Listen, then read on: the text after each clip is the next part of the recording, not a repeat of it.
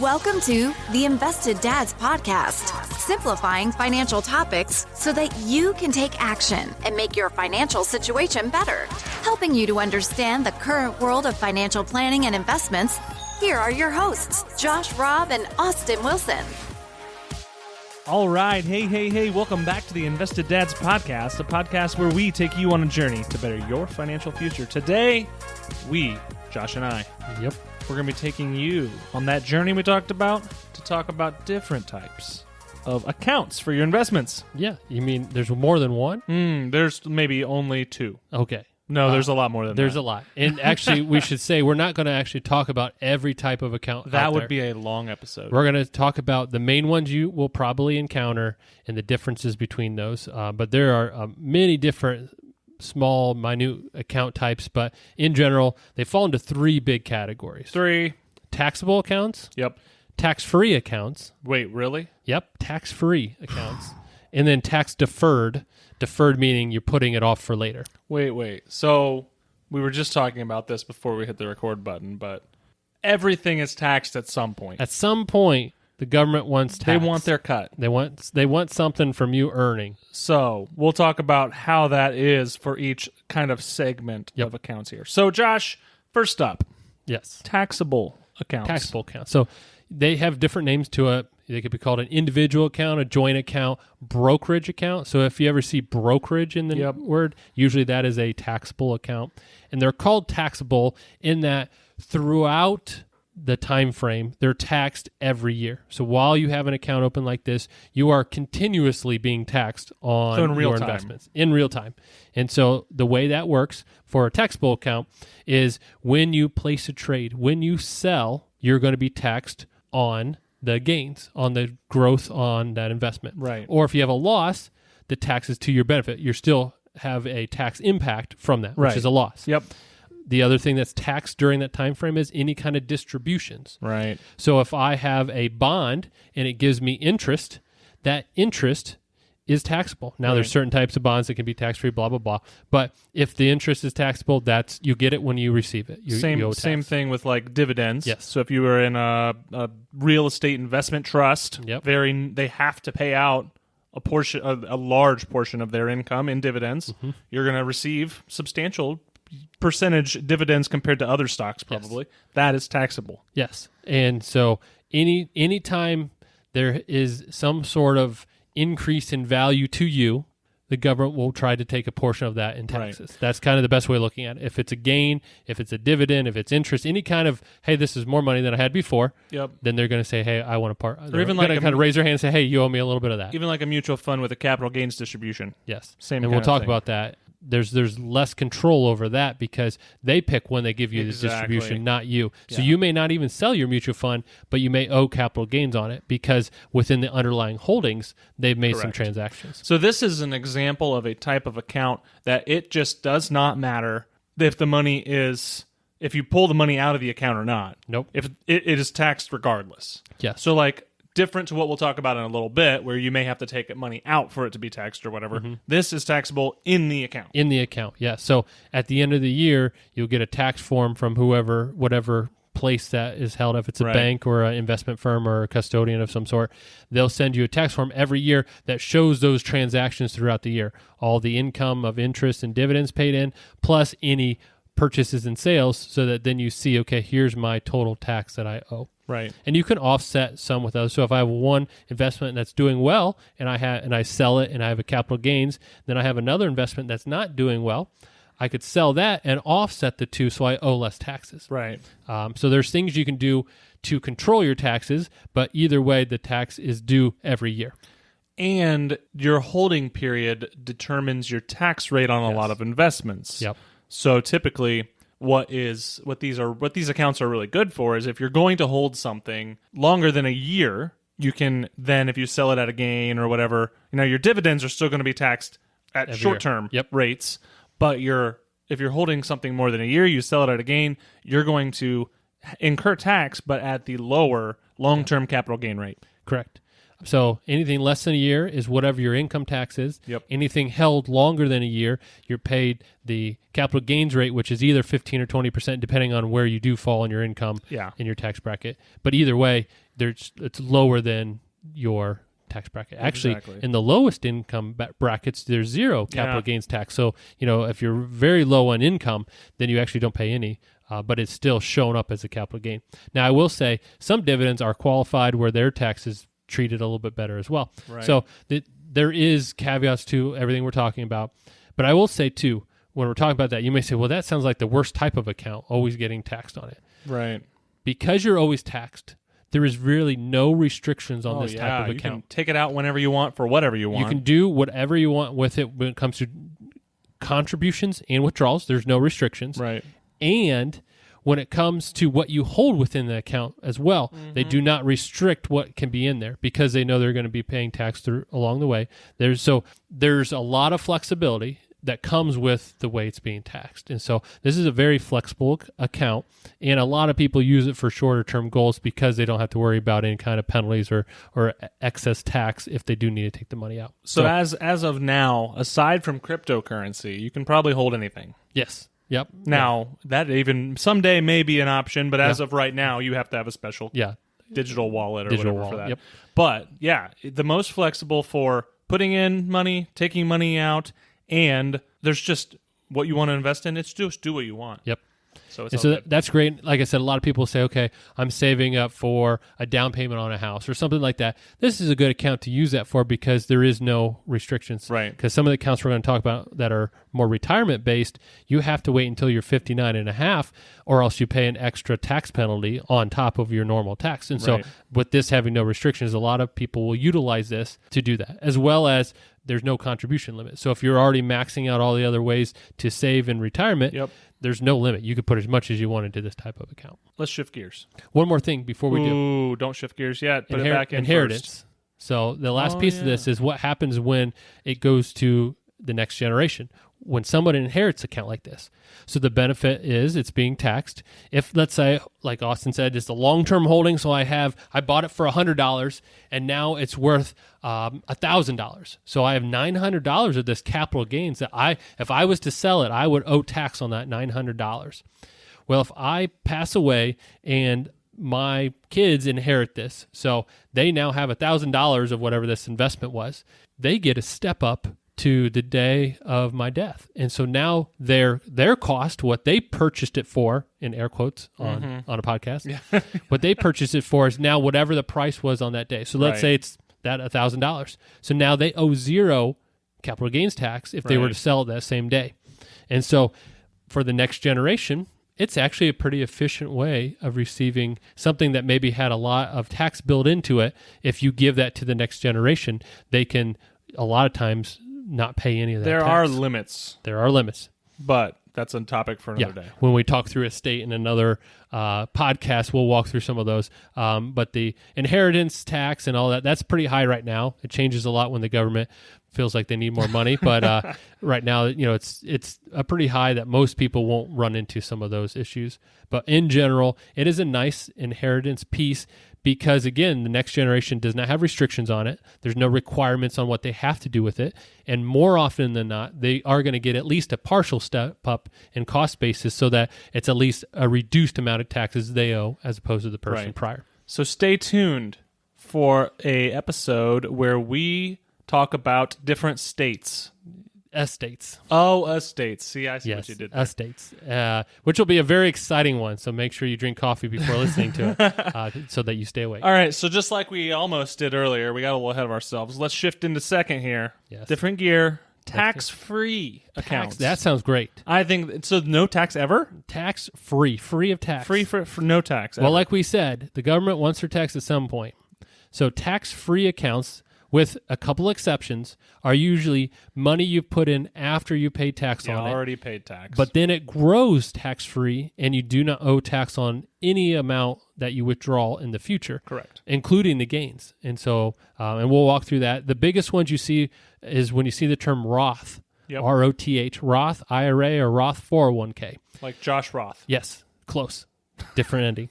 But the idea there is These type of accounts, you're going to put in after tax, meaning you've paid your income tax on that money that you earned somehow, wherever it came from. And now when you put it into a Roth IRA, Roth 401k, from then on, since it's already been taxed, it can grow and you will not owe tax on the money you put in, nor on the growth of the money. So going back to my example, if I have $100 and I put in a Roth IRA and it grows to $1,000, I've already paid tax on that $100. Yes. I can withdraw that $1,000 once I meet all the rules that we'll talk about, and I owe no tax. So I got $900 of tax-free money, which is great. That's a beautiful thing. Yes. So a couple examples, though, that you actually don't owe any tax on would be a 529 plan, is that money can go in, and you usually get a tax deduction depending on your state, but you can get a tax break for putting the money in. Right. And then it grows tax-free, and then you withdraw it tax-free. So that's a great place. Yeah. And then the health savings account, the HSA, is another example of that as well. You get a tax deduction for adding into your HSA, grows tax-free, and if you use it for medical expenses, tax-free. Or you can even or you pull wait that till out your retirement. when you retire, and then you only pay the income tax on the gains. Yes. So and that becomes like a tax-deferred account exactly at that point, which we'll talk about which in a is second. the next step. But we're getting ahead of ourselves. So let's talk a little bit more about this Roth business. Yes. Because it's not like unlimited tax-free growth. Right. There is a lot of limits involved because the government knows that Josh already paid tax on that $100, but he only paid tax on that $100.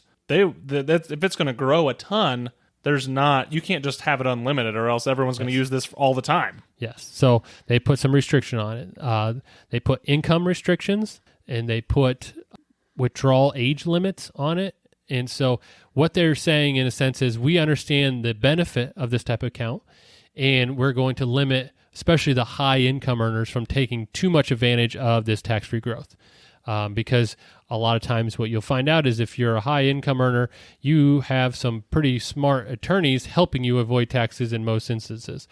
And so this benefit is not really for you. It's for the middle class, the average person to say, okay, I want to put some money in and I want to get as most efficient growth as possible to help for my retirement savings. So some of those stipulations, I'm not going to go through the income limits because they change periodically, and I don't know when you're going to be listening to this episode. So check the IRS website, and they will have the most current. Yes. So there is income limits, and how it works, though, is for singles, it's one level. If you file jointly, it's a higher level, and that applies for both people that are filing jointly.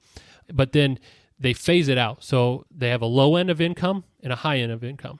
If you're below the low income, then there's no restrictions you can put up to the max in, which, again, changes over time. In 2020, it's $6,000, but it goes up periodically. Then if you're in the in-between stage, they reduce it. So you may not be able to put the full $6,000 in it, but you can still do something in a Roth. Right. Then once you hit your high income limit, then you just can't do a Roth at all. And so they're targeting this is created in the values for people who don't have extremely high income. And there's also catch-ups. Yes. When you get to closer to retirement age. Yes. So when you're 50 or over, you can do an extra amount of catch-up. So again, in 2020, it's $6,000 is your contribution, and you can do a $1,000 catch-up. So you could do $7,000 into the Roth IRA if you meet the income limits. So like Heinz catch-up. Yes, it's the catch-up. And so the idea, though, again, is a lot of people are not doing what they need to save for retirement. And there's stats on that are very depressing. The idea there is they're giving an extra benefit if you're in your 50s and trying to get to a spot where retirement is a lot more stable and have a higher probability of success. They give you that extra catch-up amount. The sad part is that it almost should be flipped because of the power of compounding. Yes. It would be nicer for younger people to be able to contribute more and it to go down as you get older. But we understand that, the statistics for people saving for retirement are pretty poor at this point. So Roth 401k, those are pretty new. I hadn't heard about them until a prior life. I had it has an option in my retirement plan. So we're going to talk about traditional 401ks in a little bit. But Roth 401ks this is after-tax money out of your paycheck that then gets put into a kind of separate account in your 401k, but it's after-tax growing. Yes. So similar, it's exactly like a Roth IRA in what it does. You pay tax on the money before it goes in, then it grows tax-free. It's just in a different type of structure. It's in your company's retirement plan. So the benefit there is The contribution limits are then on the 401k contribution limit amounts. So we'll talk about that when the tax deferred, but $6,000 is what you could put in a Roth in 2020. For 2020 in a 401k, it's $19,500. So you can see using a Roth 401k, if you want to put a lot of tax-free growth in there, utilizing that gives you a lot more value in how much you can put in. So, and then again, if you're over 50, you get an extra like $6,000 in the catch-up as well. So there's a lot of room there. I think it's $6,500 in 2020 this year. So there's a lot of room there. If you want to put tax-free growth using a Roth piece, the Roth 401k gets you the most dollars in, and then a Roth IRA is available for anybody, whether or not your company has a retirement plan. Exactly.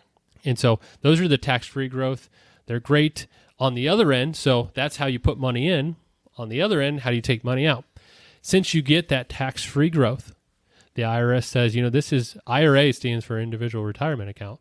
So the retirement piece in there, they're saying you're not going to retire when you're 25 years old.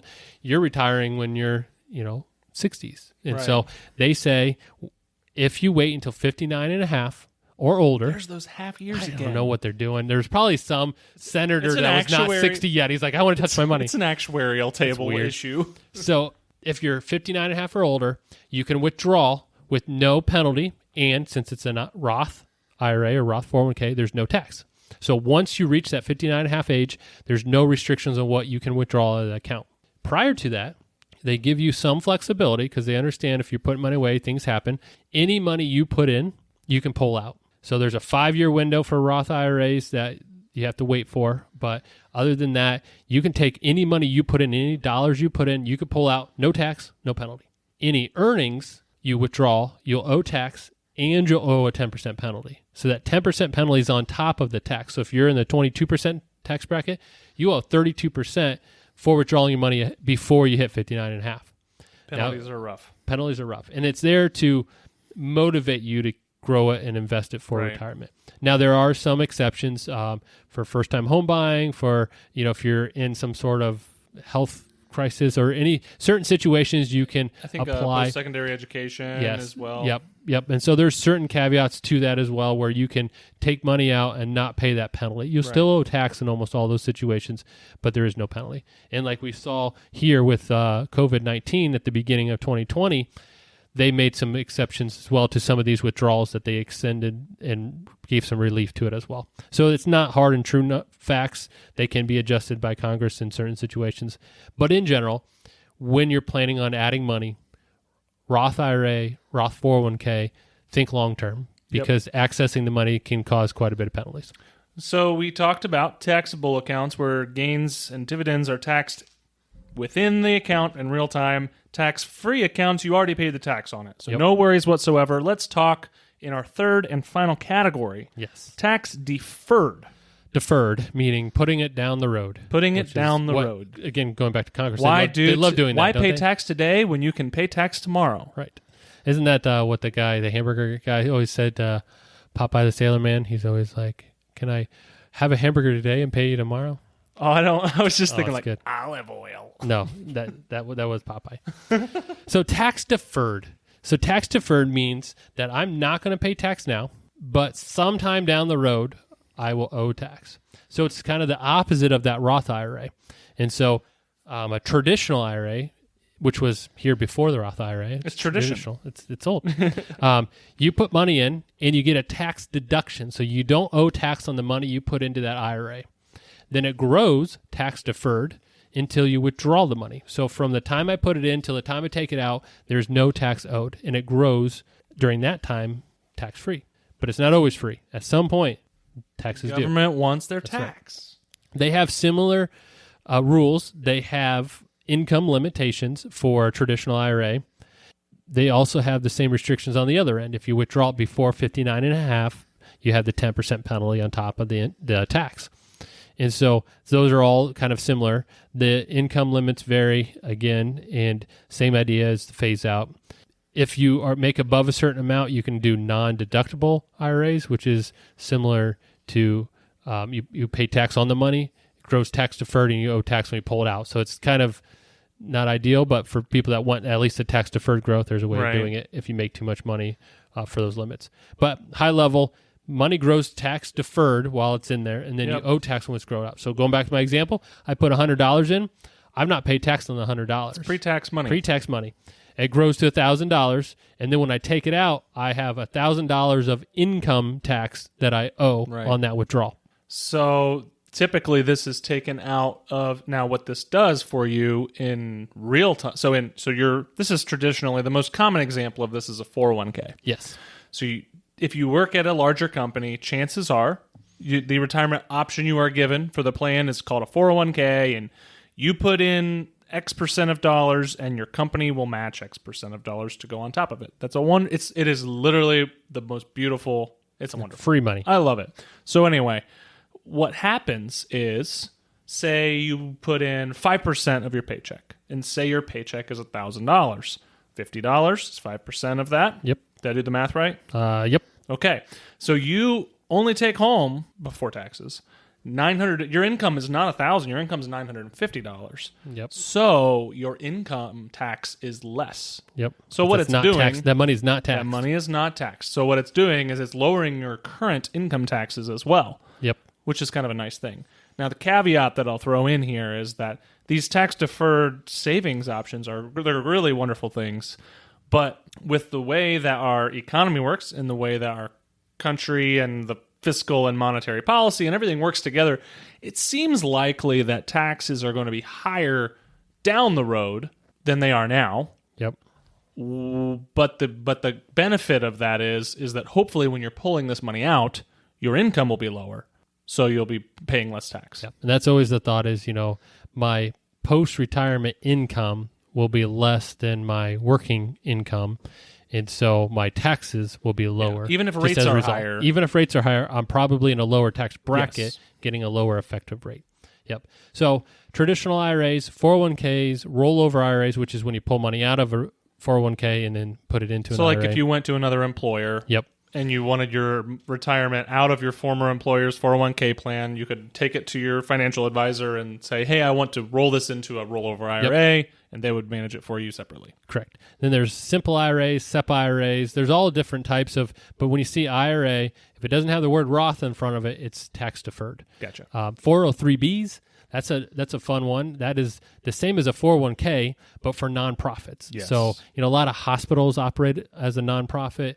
So you see that. Schools, a lot of times universities, you'll see a 403B. Yes. It's a 401k just for the nonprofit world. Same rules apply. Then there's like defined contribution plans and defined benefit plans. Those are all different types of retirement plans you may run into. Defined benefit plans are a little less now. They're not as popular. They were pretty much the only way pension. to save. Yeah. You had retirement for until 30, 40 years ago. Yep. Then that was really, you got a pension when you retired based on how long you worked there and how much money you made. And it was like a big complicated calculation and actuarial tables and all this other stuff. That's uncommon nowadays and becoming more and more so every single year because it's very expensive. Yeah. So a defined benefit plan, think of it this way. So they're defining your benefits in the future, or they're saying, here's what you're going to get in the future, which is usually some sort of pension payout. Like every month you're going to get an amount. A defined contribution plan is the other way around. They're defining how much they're going to add in, and a lot of times it's a match. So if you put in X amount, you'll get X amount. That's what it's moving towards, because defining the future benefit is hard to do, especially as people are living longer, and that's what pensions have run into is, man, I thought people were only going to live into their 70s on average. Now they're living into their late 80s, early 90s. Our pension plan doesn't have enough money to cover everybody. And so that's why you see fewer and fewer pensions, is because of the cost of those. 401ks are more of a defined contribution plan because they're telling you how much they'll contribute into the plan on their behalf for you. And so that's more popular and becoming more and more the norm in what you see in large corporations. Exactly. So Josh. Yes. It is a great day. Great day. Well, yes, raining a little bit today, but it's all right. It's a great day. I'm going to give you a gift on this great day. Okay, I'm ready. It's the dad joke of the week. Dad joke? I've been thinking of this one for literally a little bit of time. I found a good one. Oh, don't take a sip of water. You might spit it right out. Oh, I'm ready. Bum, bum, bum. How many tickles does it take before you can make an octopus laugh? Oh, I know the answer to this. Dang it, But I'm going to let you say it because I love it. It's tentacles. Tentacles. That's a funny word just when you think tentacles. about it. Tentacles. That's how many tickles, though. Makes so Pirates of the Caribbean. Davy Jones. Yep. You can't even see it because it's a podcast, everyone. But he's doing the tentacles on the beard. Tentacles. Yes. But so we're debating what movie to watch tonight.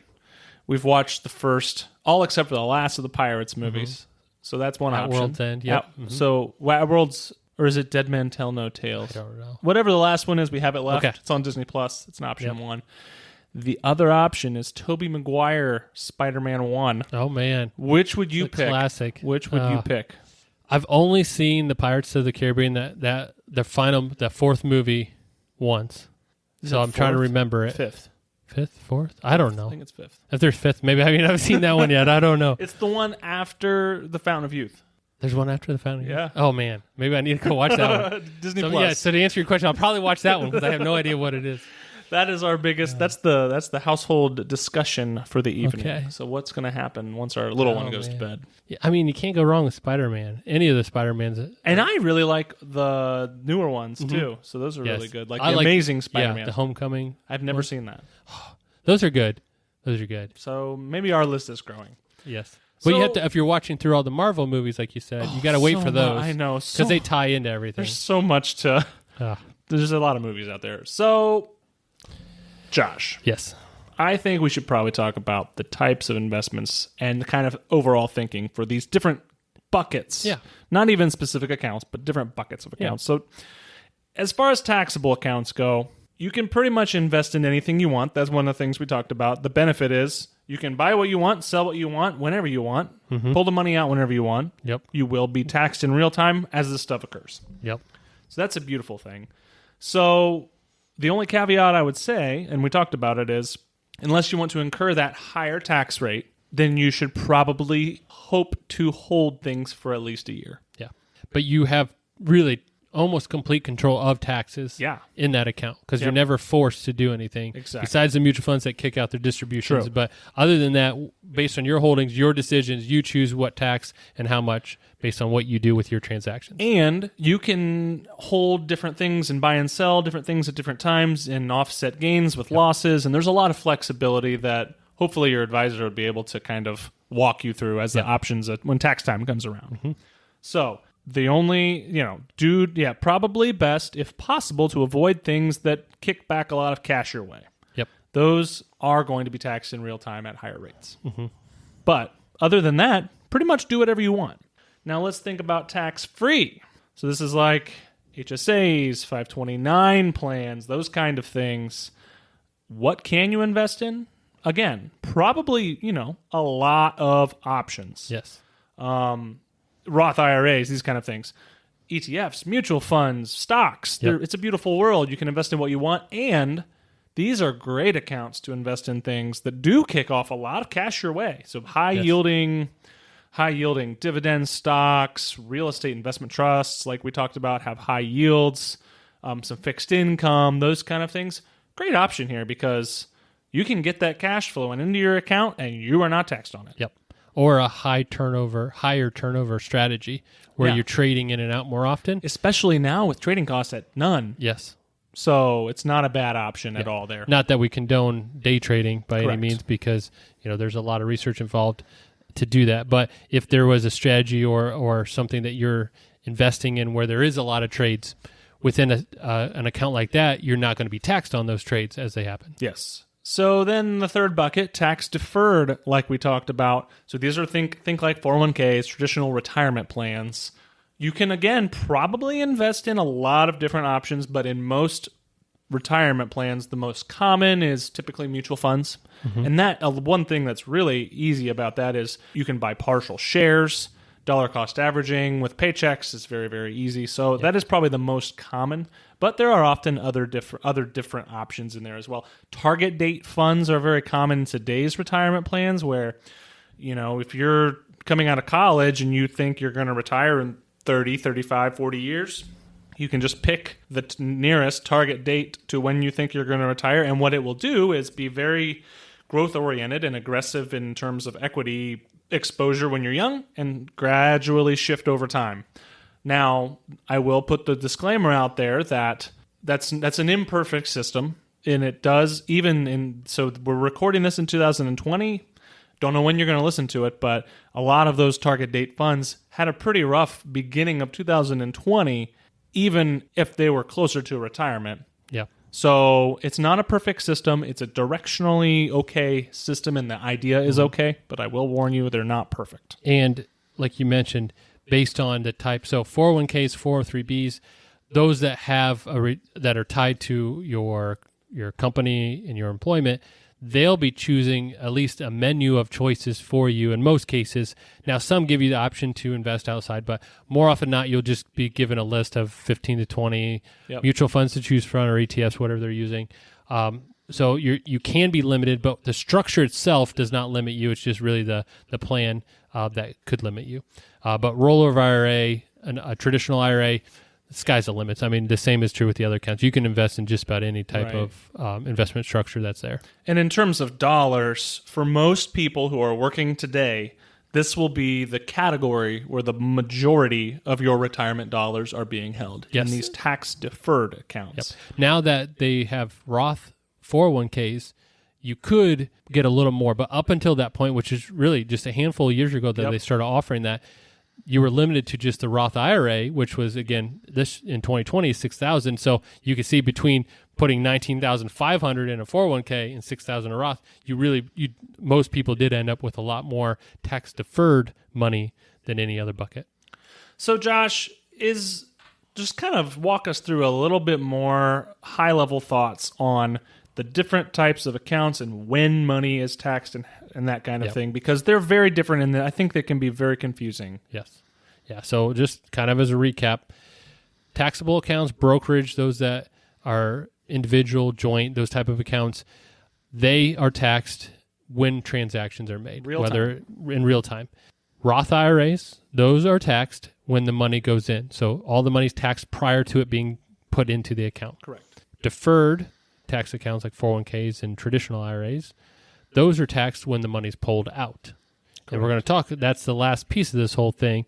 Well, I guess there's two sides to it, is prioritizing adding money in and taking money out. Yeah, so start with adding in. Okay. How would you, now it's different for everyone, right? Yes. So every single situation is a little bit different. That's why it's important to work with your advisor and, determine what the best allocation for how you put in and pull out your money. But as a rule of thumb, at a high level, how would you advise clients to prioritize adding money to their retirement accounts? Yeah, so again, this is high level. Everybody's a little bit different and unique in their situation, but in general, the first and foremost thing you do if you're looking for retirement savings is add money into retirement plan at work if they're offering a match. Free money. Like Austin said, that's free money. So it's money that they're going to add into your account as long as you're contributing into it. If you don't put anything in, they don't put anything in, the money goes away. You don't get it in your paycheck or anything else. It goes away. So first and foremost, put in as much as you need to get the company match. So in a prior life, I knew of that there were people who did not do that because they said they could beat it. And I said, how do you beat 100%? Yeah. Or whatever the match is. Yeah. You can't beat it. Nope. Free money, man. Even if you don't invest it, I mean, you're just going to get double the money. Yeah. So number one, free money, put that in. Then the second spot really depends on your goals. And so that, again, we're talking retirement savings first and foremost. So once you get that, and then the next step, in my opinion, is the Roth IRA. I talked about as long as your income fits within the income limits, it being tax-free the rest of the time gives you a really nice savings vehicle for long-term growth. As we talk through compounding and the growth of money, to not have to worry about taxes on that growth is great. So your ending value ends up being better. And as an inheritance piece, the next generation, although there's some rules on what they can and can't do with it, they won't be taxed on the withdrawals. Mm-hmm. And so the next generation also has a nice tax break from a Roth IRA, tax-free money. So those are the two steps. And then after that, you can go back and add more money to 401k until you max that out. That's for retirement savings. Shorter term goals, those where those individual taxable accounts come into, because again, there's no restrictions. So if I'm saying, I want to save up for a car, but it's down the road and I can afford a little risk, I want to invest it. Okay, you don't want to put that in a 401k. You don't want to put that in a Roth IRA. That's a taxable account type of thing. So it all depends on what your goal is, short term, long term. But match first, Roth second, then you can fill up the rest after you get through the Roth. All right, let's flip around to the other side. So how do you pull the money? Yeah, so average Joe says, I'm now in retirement. Yep. Let's make the caveat, we're in retirement. So I've already talked about prior to retirement, you really don't want to touch these accounts. True. Now I'm in retirement. I'm retired. My income's down. It's changed. I need to start drawing out. I'm over 59 and a half now, so there's no restrictions. What do I want to do? And that really just depends on your year. If you're going to have a year with income, so let's say you sell a business or sell a rental house or something where you have a large stream of income come in, I don't want to generate more income by pulling out of my tax-deferred accounts because every dollar that comes out of there is income tax. Maybe I'll take some money out of my Roth IRA so then I don't have any more additional tax. Or maybe I'll touch my taxable account knowing that it's capital gains, which is a lower than my income tax bracket. Flexibility is key. And we always say the more buckets you can have between those three buckets and the more you could be spread out between those, the easier it is to plan taxes in retirement. And so really the priority is how much room do I have in my current tax bracket? Which ones will help me fill that up without going to the next tax bracket? Right. And so it's really just a fun game of saying, okay, this year I could have 20,000 more of income before I jump to the next bracket. Okay, so I can withdraw about $20,000 from my IRA. Yep. At that point, I'm going to want to look at other ways so I'm not generating more income. And so it really is just a fun game. But on the flip side, prioritizing withdrawals really depends on your situation year to year. Yep. One year may be different than the other.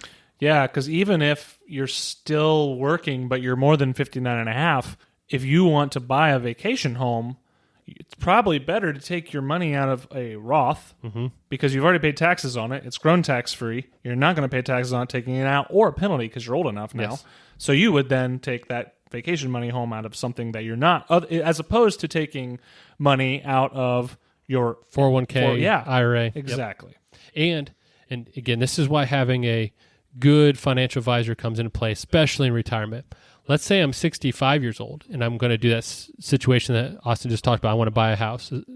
If I withdraw too much money and my income goes, in, again, 2020, about $180,000, I now just increase my Medicare premiums. So withdrawing money for a house, which is great, I just now increase my costs for my health insurance in retirement. It's a double whammy. So paying attention to where you're pulling money from and what it's going to do to your taxes has a big impact on all different situations, especially, for someone who's in retirement and looking to preserve that wealth for the long run. You got to be very careful. So again, having a good financial advisor is key because they can help you through those situations. Yeah, exactly. We're just going to rehash it again. The types of accounts that you invest your money in and how you withdraw them, super, super important to your financial success long term. And it's a tough thing to do on your own. Yep. So Josh and I want you guys to know that we are here for you. We are here to help. So don't hesitate to reach out if you have questions. We're more than happy to help. But mostly, if you don't have a financial advisor, we would encourage you to find one. Yes. And if you don't have one, we want to let you know that we are available to talk to you. And if you're curious to hear more of what we do at Hicks & Zuercher Capital Management, check out the Invest With Us tab on our website, and we'll link that below in the show notes. We work with a team of dedicated, credentialed, experienced colleagues that have worked alongside our clients for nearly 2 decades to help them achieve their financial goals, and we can help you too. We don't want you to be in this alone. And I will say, the one thing we didn't talk about, and these impact some of the accounts, is the required distribution. So at some point down the road, some of these account types require you to take some money out. So they do put a caveat because they're saying it's been growing so long, you need to take distributions. We're going to talk about required distributions in a podcast because that takes up its own podcast by itself because of all the rules and all the crazy things that have to happen with that. But that's the other side of this whole thing is when it comes to distributions, some of them actually force money out at some point in time. So that's one more thing to keep in mind when you're looking at these account types. But pay attention. We'll come out with that episode in a little while along with that. So again, thanks for listening. If you want to check out our website, like Austin mentioned, the Invest With Us tab, we also have a free gift. It has 8 principles of timeless investing for you. Also, if you like this podcast, you can subscribe to it. Review us on Apple Podcasts if you can. Awesome. If you do that, we love that, seeing the comments and the reviews. Also, if you have any ideas or have any questions, shoot us an email at hello@theinvesteddads.com. We love interacting with you guys, especially for new podcast ideas, because we want to talk about what you guys want to know about. And we read every email, and we'll get back to you. Yes, definitely. So please share this episode. And again, if you have any questions, reach out to us. Thanks. Yep. Talk to you later. Bye.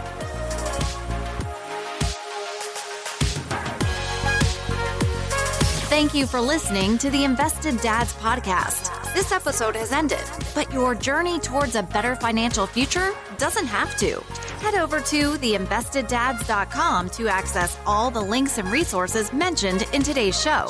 If you enjoyed this episode and we had a positive impact on your life, leave us a review, click subscribe, and don't miss the next episode. Josh Robb and Austin Wilson work for Hicks & Zerker Capital Management. All opinions expressed by Josh, Austin, or any podcast guests are solely their own opinions and do not reflect the opinions of Hicks & Zerker Capital Management. This podcast is for informational purposes only and should not be relied upon for investment decisions. Clients of Hicks & Zerker Capital Management may maintain positions in the securities discussed in this podcast. There is no guarantee that the statements, opinions, or forecasts provided herein will prove to be correct. Past performance may not be indicative of future results. Indices are not available for direct investment. Any investor who attempts to mimic the performance of an index would incur fees and expenses which would reduce returns. Securities investing involves risk, including the potential for loss of principal. There is no assurance that any investment plan or strategy will be successful.